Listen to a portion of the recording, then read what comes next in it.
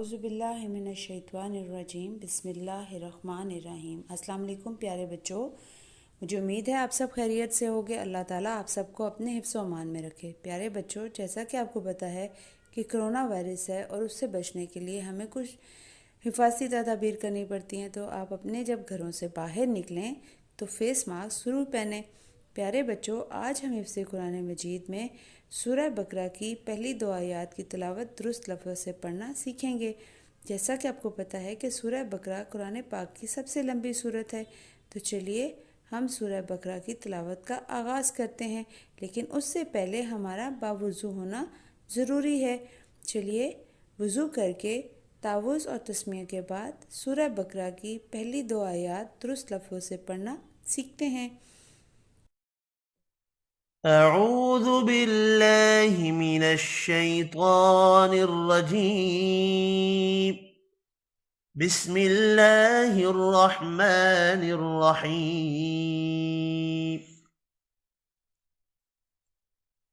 الف لام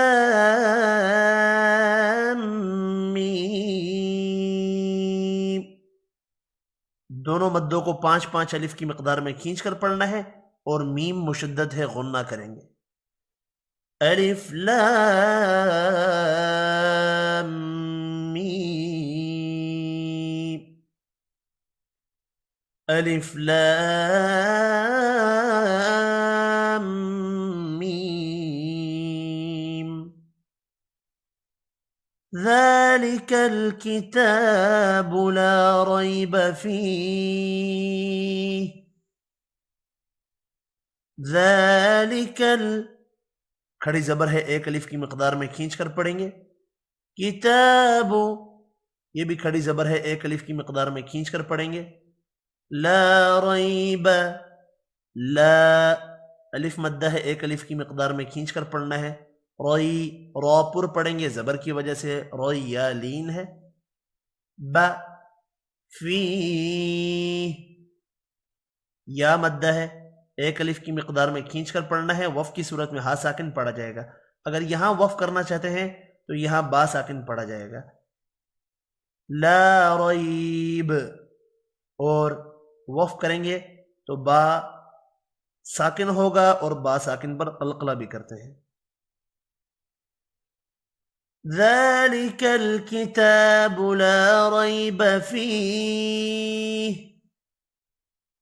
ذلك الكتاب لا ريب فيه، ذلك الكتاب لا ريب فيه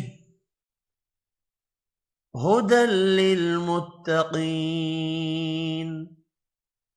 ہدل، اب یہاں ادغام بلا غنہ ہوگا۔ للمتقین، قاف پر پڑھیں گے، یا مدہ کو 1 الف کی مقدار میں کھینچ کر پڑھنا ہے، اور یہاں بھی نون وف کی صورت میں ساکن پڑھا جائے گا۔ ہدل للمتقین، ہدل للمتقین۔